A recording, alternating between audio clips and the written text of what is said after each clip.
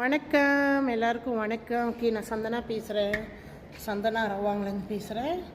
Okay, heart patient. ஏன் நான் குறிப்பாக ஹார்ட் பேஷண்ட் சொல்கிறேன்னா, அதாவது எங்களோட கிளிக்கில் உள்ள ஒருத்தர் ஹார்ட் பேஷண்ட்டு. ஸோ அவர் ரொம்ப புலம்பிக்கிட்டு இருந்தார். அவர் சொன்னார், உங்களுக்கு தெரியுமா, நான் என்னது ஸ்டேன் பைபாஸ் பண்ணுறதுக்கு நிறையா செலவு பண்ணேன். நிறைய செலவு பண்ணேன். ஆனால் பண்ணி எனக்கு வித்தியாசம் தெரியல. பயமாக இருக்குது, எப்போ எதுவும் நடக்கும்னு தெரியல, இறந்துருவோனான்னு பயம் எனக்கு. நான் அவ்வளோ செலவு பண்ணியும் எனக்கு அந்த மாற்றம் தெரியல. அப்போ நான் கேட்டேன், நீங்கள் என்ன செஞ்சீங்க அப்படின்னு. அவர் சொன்னார், பைபாஸ் பண்ணாங்க. சரி, என்னத்துக்கு பைபாஸ் பண்ணுறாங்க? உங்கள் ஹார்ட்டில் நரம்பு இருக்குங்க, ரொம்ப நுணுக்கமான நரம்புங்க. அந்த நரம்பில் பிளாக்கு, ரத்த பிளாக்கு, அடைப்பு தான் நம்மளோட பிளாக்கு. அவங்க என்ன செய்கிறாங்க, அந்த பிளாக்கை திறந்து விடுறாங்க. உண்மையா? ஸ்டேன் என்ன வைக்கிறாங்க, வழக்கம்பி மாதிரி உள்ளுக்கு வச்சு அந்த இடத்துல அந்த நரம்பை திறந்து விடுறாங்க, ரத்தம் சீராக ஓடணும்னு. உண்மையா? வேறு எதுவும் வித்தியாசமாக செய்யலையே. அதாவது இப்போ வித்தியாசமாக எதுவும் செஞ்சால், இந்த மாதிரி எதுவும் பாதிப்பு இல்லை, எதுவும் வைக்காமல் வித்தியாசமாக செஞ்சால், ஸோ நீங்கள் பயப்பட மாட்டீங்க. அப்போ அந்த மாதிரி வச்சு இந்த மாதிரி செய்கிறனால தானே பயப்படுறீங்க. ஏன் அந்த வழியை நீங்கள் தேர்ந்தெடுக்கிறீங்க? ஏன் நீங்கள் செஞ்சுவிட்டு இப்போ புலம்புறீங்க? நான் அவர்கிட்ட கேட்டேன் இந்த கேள்வியை. அவர் சொன்னார், இல்லை, நானும் இந்த நம்மளோட பி ப்ராடக்ட் கேள்விப்பட்டேன். பட் என்ன தான் இருந்தாலும் இதெல்லாம் எப்படி சரிப்படுத்தும்? அவ்வளோ படித்த டாக்டருக்கு தெரியாததா இந்த பொருள் செய்ய போகுதுன்னாரு. இன்றைக்கி அவர் இங்கே மெம்பருங்க, பி இன்டர்நேஷ்னலில் மெம்பர் சைன் அப் பண்ணி நம்மளோட பீஃபீல குடிச்சிட்டு என்கிட்ட சொன்ன வார்த்தையை நான் உங்களுக்கு சொல்கிறேன். என்ன தெரியுமா சொன்னார்? நான் அவ்வளோ காசு கட்டி ஆப்ரேஷன் பண்ணேன், அப்போ கிடைக்காத நிம்மதி இந்த பீஃபீல் குடித்த பிறகு எனக்கு கிடச்சி. நான் கேட்டேன், எத்தனை பாக்ஸ் குடிச்சிங்கன்னு கேட்டேன். இப்போ தான் 2 பாக்ஸ் குடிச்சிருக்கேன் அப்படின்னாரு. இப்போ தான் 2 பாக்ஸா? அதுக்குள்ளார என்ன மாற்றம் தெரிஞ்சு? எனக்கு ஒரு மாதிரி படப்படன்னு இருக்கும் நெஞ்சு. எப்போ பார்த்தாலும் ஆப்ரேஷன் பண்ண பிறக்கும் நான் பயப்படுவேன், ஹார்ட் நின்றுமா அப்படின்னு. என்ன இவ்வளோ செஞ்சு காசு கொடுத்து செஞ்சோம், எதுவும் ஆயிருமோ அப்படின்ற ஒரு பயம் இருந்துச்சு. பீஃபீல் குடித்தோன்னே நான் இப்போ நார்மலாக இருக்கிறேன். அதாவது அந்த படப்படப்பு இல்லை, பதட்டம் இல்லை எனக்கு. என் உடம்புல ரத்தம் இன்னும் சீராக ஓடுறது எனக்கு தெரியுது, நான் ஃப்ரெஷ்ஷாக இருக்கேன் அப்படின்னாரு. ஸோ நான் கேட்டேன், அப்போ நீங்கள் பைபாஸ் பண்ணீங்களா, இப்போ டாக்டர் ஃபாலோ பண்ணுறீங்களானே? அவர் சொன்னார், நான் எதுக்கு இதுக்கு மேலே ஃபாலோ பண்ணோம்? நான் பீஃபீல் குடிக்கிறேம்மா, நான் இப்போ நல்லா இருக்கேன், எதுக்கு நான் போய் அவனுக்கு திருப்பி செலவு பண்ணோம்?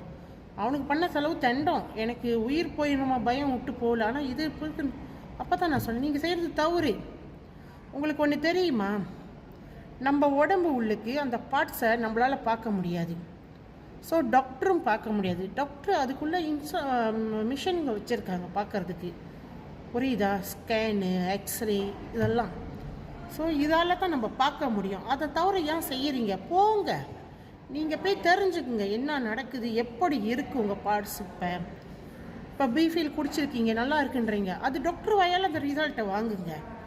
டாக்டர் சொல்லிட்டோம், நீங்கள் இப்போ நல்லா இருக்கீங்க, பெட்டராக இருக்கீங்க. அப்போ தானே நீங்கள் போய் கான்ஃபிடென்ட்டாக இன்னும் 4 பேருக்கு சொல்லுவீங்க. அப்போ தானே உங்களுக்கு தெரியும் நீங்கள் நல்லா ஆயிட்டீங்க இதனால் அப்படின்றது. உண்மையா இல்லையா? அப்போ நீங்கள் செய்கிறது தவறா இல்லையா டாக்டர்கிட்ட போகக்கூடாதுன்னு சொல்கிறது? நல்லா நோட் பண்ணுங்கள். குடிக்கிறவங்க நம்ம ப்ராடக்டை எல்லாருமே கண்டிப்பாக டாக்டர்கிட்ட போங்க, ஹாஸ்பிட்டல் ஃபாலோ பண்ணுங்க, தெரிஞ்சுக்குங்க என்ன நடக்குது, எப்படி இருக்குன்றது. அதுக்கு உங்களுக்கு ஒரு ஆள் வேணும், அது நம்ம டாக்டர் தான். அவரை தேடி போங்க, அது தப்பு கிடையாது. அவர்கிட்ட சொல்லுங்கள், நான் இதை சாப்பிட்றேன் அப்படின்னு. உங்களோட முடிவை நீங்கள் சரியாக செய்யுங்க, அதுக்கப்புறம் நடக்கிறது நல்லதாக நடக்கும். நான் உங்களுக்கு அந்த ப்ராடக்டை காட்டுறேன் பாருங்கள் எல்லோரும்.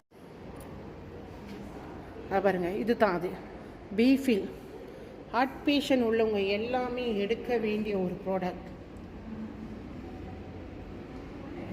ஸோ நான் சொல்லியிருக்கேன்ல, இந்த ப்ராடக்ட் எவ்வளோ அற்புதம்னு நீங்கள் பாருங்கள். இப்போ அதோட அவார்ட்ஸை பாருங்கள். நம்ம அவார்ட்ஸ் வாங்கியிருக்கு மலேசியாவில், நீங்கள் பாருங்கள். 2004, 2022, 2018, பின்லேருந்து மின்னுக்கு வரைக்கும் நம்மளோட ஓட்ஸ் இருக்குது. ஸோ இன்னும் எதுக்கு நீங்கள் வெயிட் பண்ணுறீங்க? நீங்கள் பாருங்கள் அதில் என்ன நான் சேர்த்துருக்காங்க. நம்ம முக்கியமாக ஹார்ட் பேஷண்ட் வந்து எப்போதுமே வந்து இந்த மாதுளப்பழம் சாப்பிட்ணும். ரத்தத்துக்கு, அதாவது ரத்தம் சுரக்கிறதுக்கு நம்ம உடம்புல நிறைய பெனிஃபிட்க்கு அப்படின்றோம். இதில் பாருங்கள் என்னென்ன இருக்குன்னு. நான் உங்களுக்கு சொல்ல வேணாம், நீங்களே பாருங்கள் என்னென்ன இருக்குன்னு. பார்த்தீங்களா? ஸோ ஹார்ட் அட்டாக் பேஷண்ட்டு நீங்கள் ஒரு முடிவை போய் செய்கிறது முன்னுக்கு ஏன் இதை நீங்கள் ட்ரை பண்ணக்கூடாது? எதுக்கு நீங்கள் எவ்வளோ செலவு பண்ணி எவ்வளோ நாள் காத்திருந்து செய்கிறத ஒரு 3 மாதம் 4 மாதம் ஏன் நீங்கள் செலவு பண்ணி பார்க்கக்கூடாது? அதில் என்ன தான் இருக்குது, என்ன தான் அப்படி இருக்குது அப்படின்னு ஏன் நீங்கள் செஞ்சு பார்க்கக்கூடாது? எனக்கு புலனம் பண்ணுங்கள், நான் சொல்லித்தரேன். கோசம் 6 2 9 கோசம் 4 8 1 8 சந்தனா அவ்வாங்களன்னு பேசுகிறேன். நன்றி. எல்லோருமே எப்போதுமே நோய் நொடி இல்லாமல் ஆரோக்கியமாக சந்தோஷமாக நிம்மதியாக இருக்க இறைவனை பிரார்த்திக்கிறேன். நன்றி, வணக்கம்.